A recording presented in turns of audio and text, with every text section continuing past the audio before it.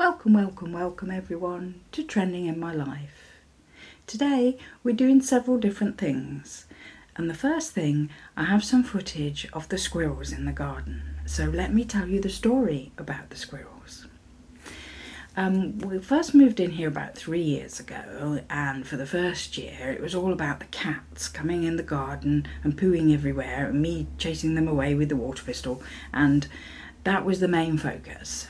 But then the second year, I noticed that squirrel had started to appear. And this squirrel had a kind of strange, crazy habit. He would run very fast, dive here, dive there, run off again, which is why I gave him the nickname Crazy Squirrel.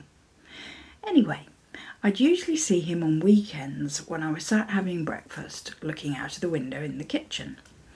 And then the other week, something really strange happened, really exciting, because I saw Crazy Squirrel and thought he was acting quite ordinary. And then he went down behind a plant so I couldn't see him, and then shot out the other side. But a second later, another squirrel shot out from the other side of the plant and ran across the grass and up the fence the other side. And I thought, oh my god, there's two of them. And I didn't realise there were two. Now, fast forward a few days later, and I actually saw a third one, but I didn't get any footage of it. They were hopping across shed roofs a long way away from where I was. Yes, so really exciting for Crazy Squirrel. He has a mate or a brother or a sister or a friend, but anyway, there are two of them. And they live in a tree that's not in my garden. It's in the garden of a house that backs onto my garden. So I see them up jumping across the branches. And then they have this pattern. They run up one fence, down across the grass and back the other side. But the other squirrel, the one that isn't Crazy Squirrel, is quite curious and comes quite close to the door. So I get some good footage of that. Anyway, let me show you. Hello, Crazy Squirrel. Hello, Crazy Squirrel. What are you up to? Going into the garden, running up the path. Ooh, running up the path. Oh, coming up. Maybe this is a different one, because this one's very not scared of me. I'm very close. Oh, cute. He's rummaging in a flower pot. Oh, wow. He's like 3 foot away from me. Right. This is definitely a different squirrel. And I know that because Crazy Squirrel never does stuff like this. Wow, look. Oh, this one is having a really good sniff around the little sort of, the little bed that's in concrete that's right by the window. Crossing the grass. That's a pretty routine thing for the squirrel to do. He comes up on one fence, goes down it, goes across the grass, goes up the other fence. Ooh. Oh yeah, this is Crazy Squirrel because he's running really fast. We've just had Halloween, and next for us is Guy Fawkes night on the 5th of November. This is when Guy Fawkes, back in the days of, I'm trying to think of the date, but we were never really taught to remember the date at school, just what happened. And it was Guy Fawkes plotted with some other guys outside of London to come to London and blow up the Houses of Parliament, and they managed to smuggle in huge barrels of gunpowder under the Houses of Parliament, which is where the government meet, and then they were going to light it and blow up Parliament, but they got caught, and I guess that's why we celebrate on that day with, ironically, fireworks. Now, it's changed a lot from when I was a child. When I was a child, you would go to a shop and you would buy some sparklers. Those are the ones on the stick that you just wave and they go, and they're like little white sparkles. A bit like having a star on a stick and it lighting up. Anyway, yeah, that was all we used to have. We used to have those in the back garden. And then it got to they sold more fireworks, and you could buy a rocket to shoot up in the air and go bang, and lots of colours and sparkles. And Catherine wheels. I used to like Catherine wheels. Why they're called that, I don't know. But you would nail them to a fence, but loosely, and they would spin when you lit them, and the colours would all go round in a circle, and they would be on a fence. And then after a while it got so there were bonfires in parks. People would build up lots of bits of wood and boxes and stuff, and they would set fire to it and have a huge bonfire, and there would be little minivans with people selling hot dogs or baked potatoes, and you could buy those. They were the traditional sort of bonfire night foods. So you'd go to these places, you'd stand around the bonfire where it was nice and warm, because obviously in November it's quite cold, and then you'd have a hot dog or a baked potato, and you'd watch a firework display. So it would be a big display where they shot off lots of fireworks into the air, and always the last sort of 2 minutes would be the very biggest ones that they'd save till last. Nowadays you can buy so many different fireworks and have a party in your backyard and let these fireworks off, light them and let them go up in the air for friends to enjoy at a party.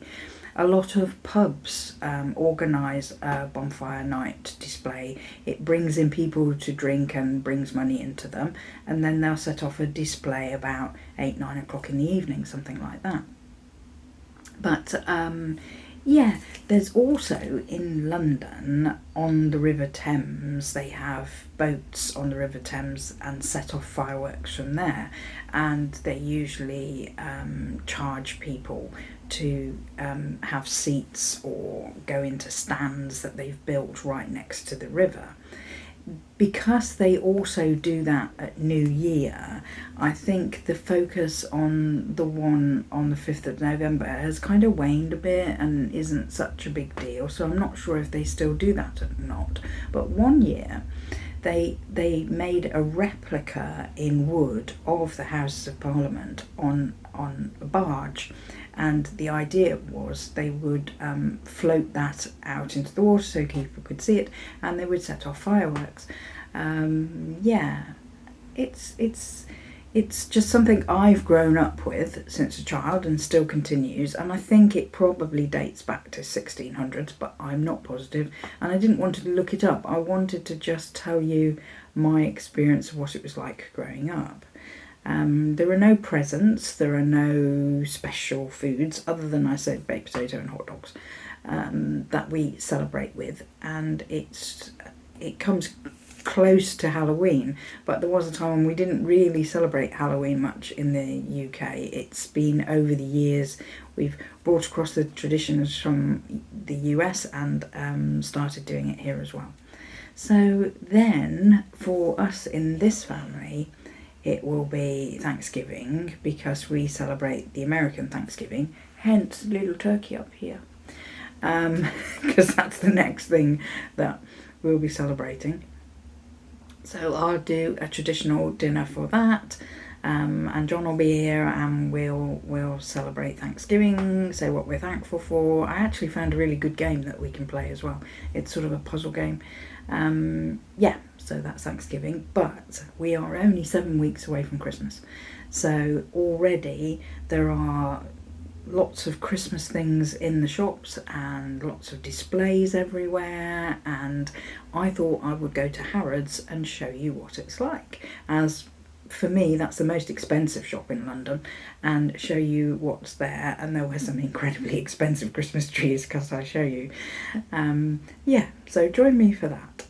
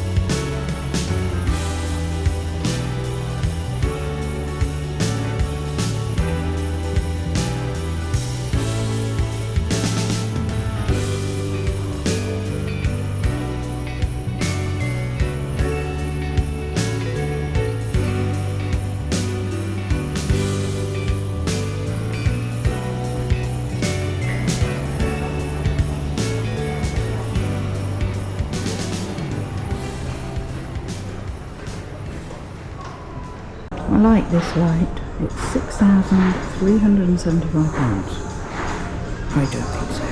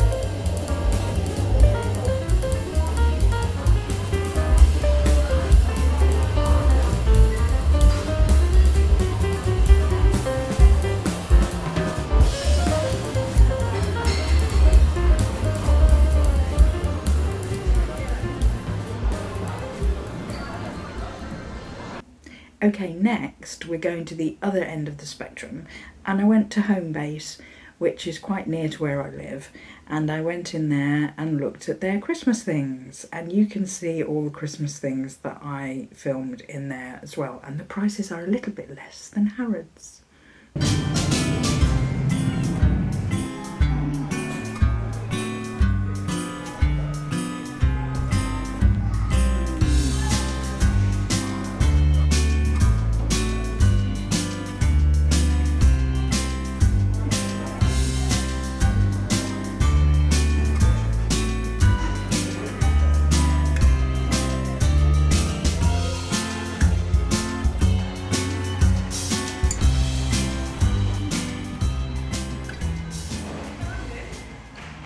I hope you enjoyed that. It was good to see the difference between the two different stores, and actually I don't usually buy a lot of things at Christmas for decorating, because over the years, depending how old you are, you sort of collect stuff that you then pack away in January, bring out again in December, and yeah, so you have a lot anyway.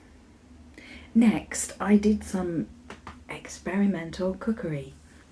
For me, that is just getting things out of the cupboard that need using up and using them to make something. And in this case, I used up some cassava flour that I'd had hanging around that I wanted to get rid of. That doesn't sound right. I didn't want to get rid of it. I wanted to use it because I haven't been using it. And bananas and walnuts that were there, and yeah. Now, with experimental cookery, I'm never saying to you, oh wow, I found this great recipe, try this out. I'm showing you what I bunged together in a bowl, stuck in the oven and got out the other end, and giving you an honest reaction as to what it tasted like. So follow along and you see what happens. I'm going to do something which is banana, walnut, but it's also got a savoury hint to it with cassava flour and ashwagandha root. We'll see what it turns out like. So to start, I've got 2 eggs in the bowl and half a cup of milk, which I'm going to pour in, and then I'm going to whisk it up. There we go. I want to do my banana next, and as usual I've cut the ends and down the middle, and then I can open it up like this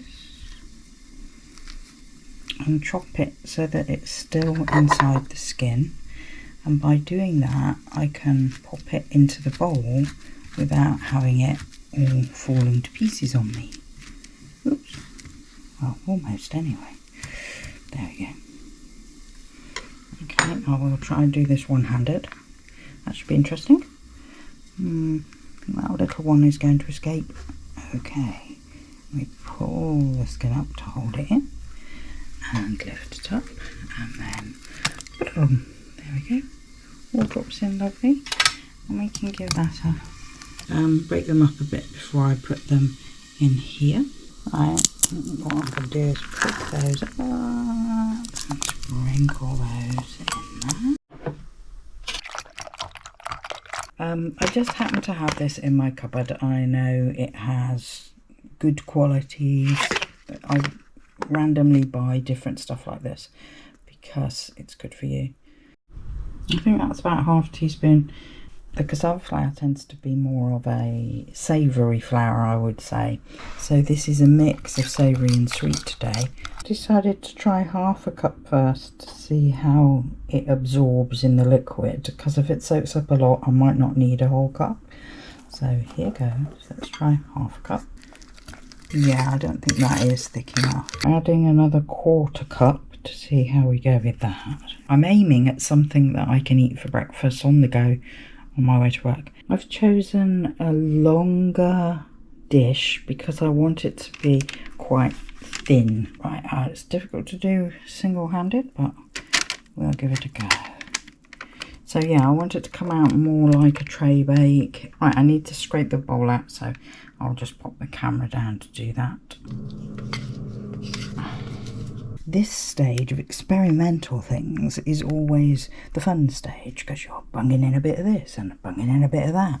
It's when it's cooked and you taste it and it doesn't taste great that, that the experimental cooking part, it just doesn't seem quite so good. And now I'm going to switch my oven on to preheat it and put this in. I'll put it in at 200 and basically just wait until it goes brown on top. So there's the experimental cookery banana walnut cassava flour sort of flat tray bake. I'm going to leave it to cool, then I'll cut it into sort of finger shapes and try it and tell you honestly what it tastes like. Okay, I'm now going to make some butterfly pea tea. So I've got in here some pea tea. I've got about a spoonful of it, and I'm just going to sit that in there like that. If I lift the handle up, then I will be able to get it out much more easily. Right, and then I'm just going to pour some water in.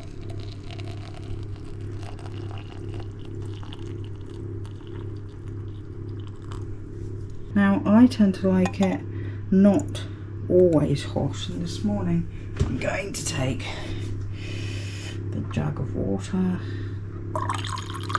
top it up so that it's actually sort of warm tea rather than hot tea. There it is. It's lovely. Okay.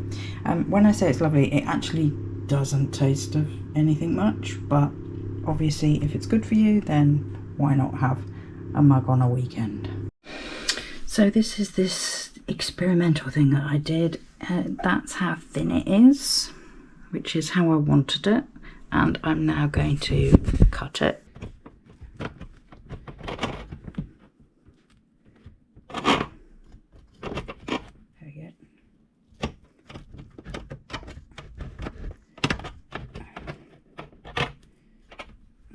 If I cut it this way,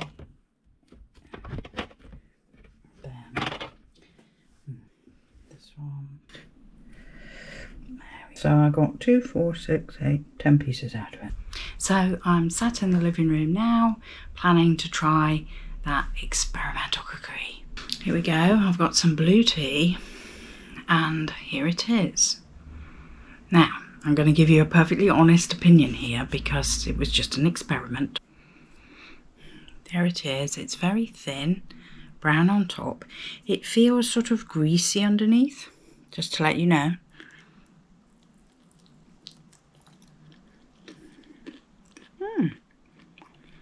Now, I would say that's okay. Yeah.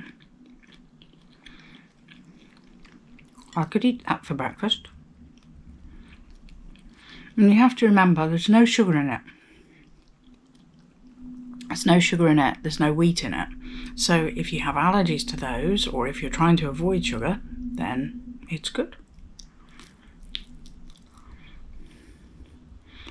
I'm not going to have any trouble finishing this. I might even want another one.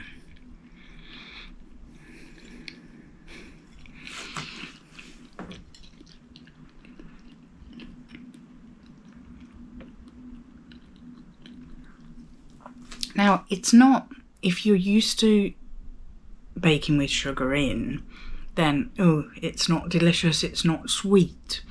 But it is perfectly edible, and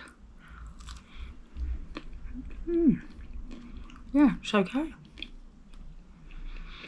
So, as far as I'm concerned, that experiment worked.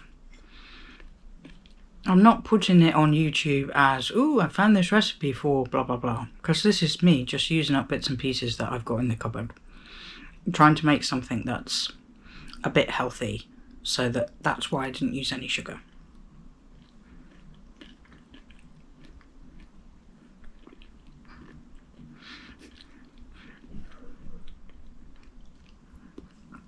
All the chewing is because of the walnuts, not because it's got hard bits or anything.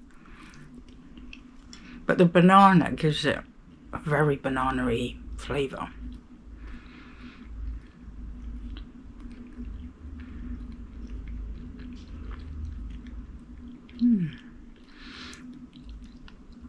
If you wanted it sweeter, you could put 2 bananas in instead of 1.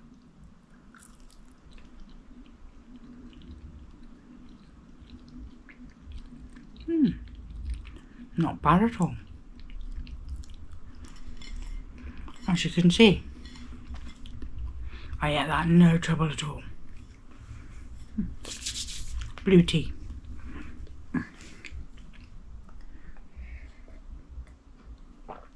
Okay everybody, that's it for this week. I hope you enjoyed the video, and let me know if you've been celebrating anything recently, and are you already getting geared up for Christmas, buying gifts and putting them away for later? Let me know in the comments. Please like, comment, subscribe, share with a friend, and come back next time. Bye for now.